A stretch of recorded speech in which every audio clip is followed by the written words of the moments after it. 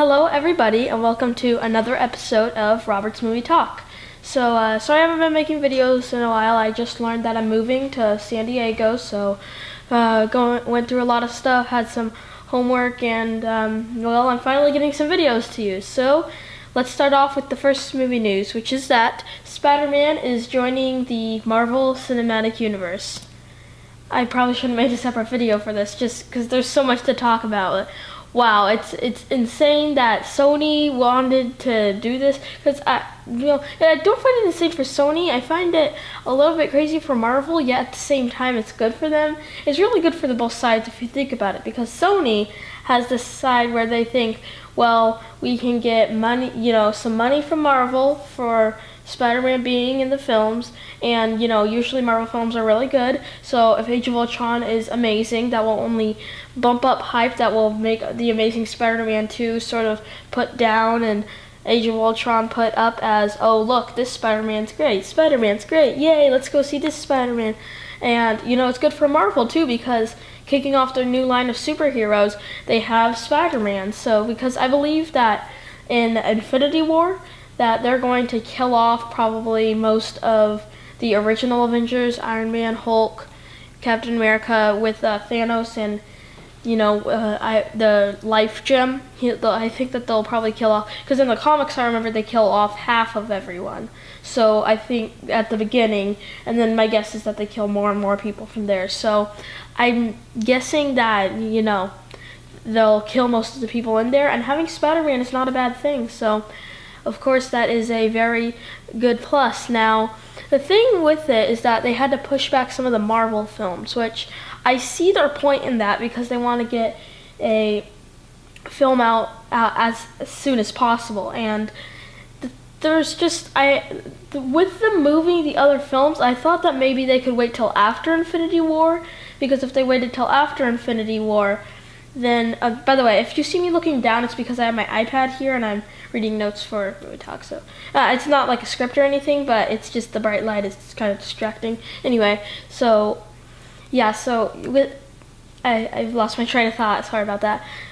So, about pushing films back. I thought that if they got it after Phase 3, that would be much better. That would be a lot better, and I just don't really see the point in putting it right there, but it's good for them, it's good for Sony, it's good for pretty much everyone.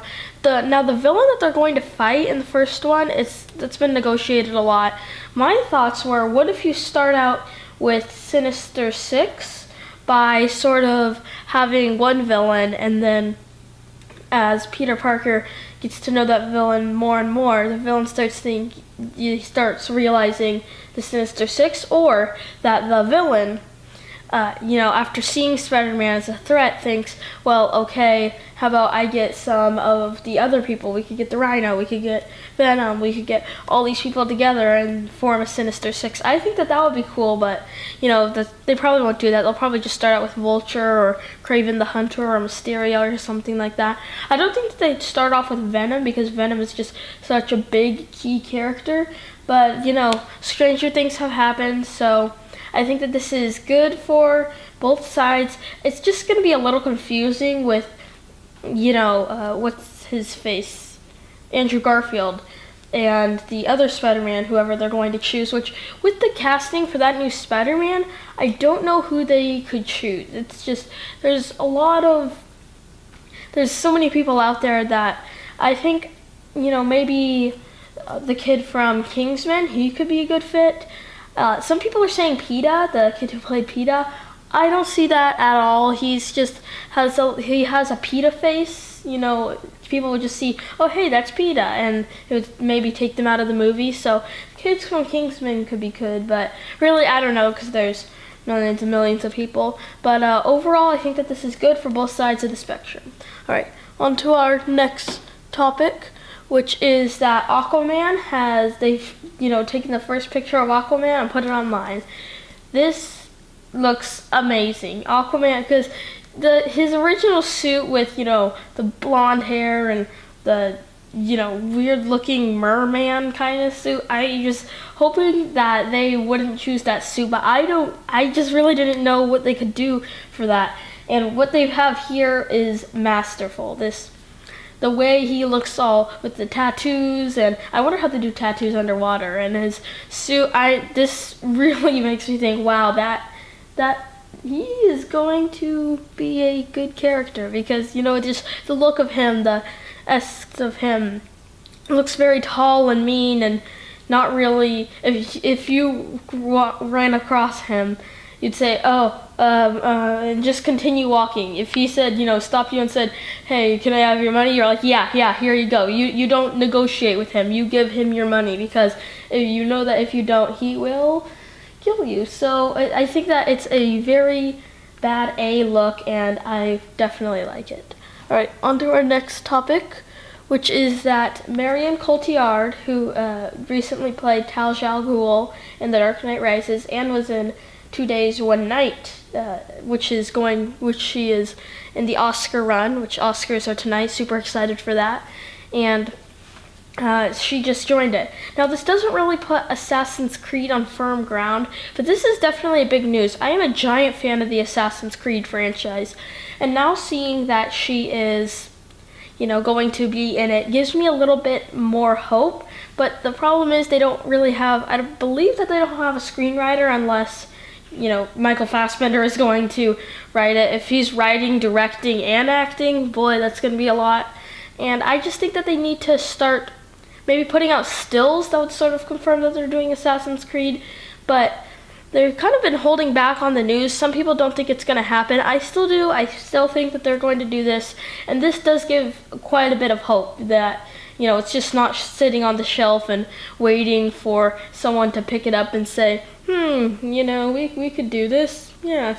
And I think that now that Marion Cotillard has joined, she's Academy Award winning, I believe. So that level of that level of actress, there's different levels. I find that there's the non-Oscar winner and the Oscar winner. The Oscar winner is like 5% or something like that. And when you're in that 5%, you are wanted by studios. And you really have a choice over what you want to do. You should say, I'd like to be in that movie. Let's see if I could do it. Oh, okay. I think I'll be in that movie, So now that she wants to join Assassin's Creed, I think that that's sort of giving hope to fans of the video game series, and I think this is good news. All right, to our next movie topic, which is that Neil Blomkamp has been brought on to direct the next Aliens movie. Now, take whatever I'm going to say here with a grain of salt, because I've not seen any Neil Blomkamp movie. But I'm not too sure about this. Neil Blomkamp seems to do all of his own stuff. If you think about District 9, used to be a short film of his. Elysium, I'm not sure if that used to be a short film of his, but honestly I don't know. And then there's Chappie, which is coming out, and I don't know if that was another short film of his, but I believe it wasn't. And the thing is, he likes to do all of his own stuff, it seems. And with him joining Aliens, it's sort of weird. I think that maybe it's kind of his world, because he seems to put, use aliens and future and all that stuff with District 9, all about aliens, Elysium, all about the future, Chappie, all about the future, and this weird robot that looks like an alien. So I think that he's a good person to bring on, but the problem is that, he may try to go a little bit deeper than an Aliens movie should be. If, an Aliens movie, if they're going for the Aliens route, then it should be a hard action. I haven't seen Aliens or Alien, but I've heard that, Aliens was more of a high action film, so I think that if he's going for that, he shouldn't go for some of the deeper things he usually goes for. So I think that Aliens, it's a good fit for him, but there is some downfalls, so I'm a little bit on the fence. Alright, to our next topic, which is that Nightcrawler is going to be brought back into X-Men Age of Apocalypse. I love this news, absolutely love it, because if you remember in X2, Nightcrawler was brought on, and I thought he was an amazing character. The actor did really well. He was just sort of that character that's kind of scared, not really knowing what he's doing, but doing all this crazy stuff, and I absolutely loved that about that character. And now that he's joining X-Men Apocalypse, I think is just a plus.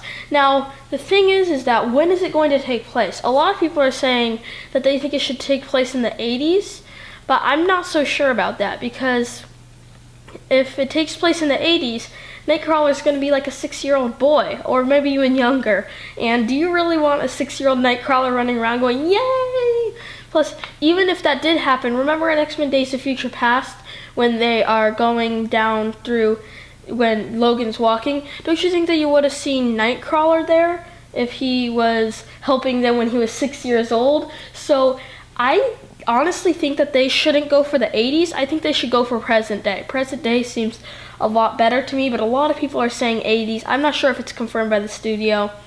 So if it is going 80s, I hate this news, because it's an idiotic news, because you're taking a 6-year-old boy, making him a superhero. That's going to be one of the problems with Shazam, having a 10-year-old boy be a muscular superhero. But I definitely see that it's a little challenging with, him being in the 80s, but hopefully he's not. Hopefully he's in present day. And yeah, all right, on to our last movie news, which is that Felicity Jones has joined the next Star Wars spinoff.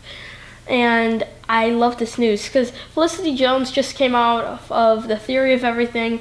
I hadn't really heard of her before that, and I thought that she was absolutely amazing in that. You could, go to my YouTube page and see my Theory of Everything review. I thought that she was comparing to Eddie Redmayne, who's probably going to win the Oscar. Him just having to be limp and all this stuff, and having, an emotional coach, I believe that he said that he had, for him being all, not like humans, I guess, for most of the day, and then going back and being normal. How do you compare to that? And yet Felicity Jones did it, and she did it very well. So I think that Star Wars is definitely a great fit for her. It's a great fit for the studio, because they think, well, she, just was Oscar nominated, and Oscar nominated puts you in that area of in between Oscar winner and non-Oscar winner. You're sort of in between there. That's a good in-between state to be in. It's not bad. So I think that this is definitely a great choice, and yeah, and I guess that's it. So thank you for watching this edition of Robert's Movie Talk. Just remembering, if you want to email me at pixar206@gmail.com, I'll probably take your question on air. So yeah, thank you for watching, and this is Robert Burke of Robert's Movie Talk, out.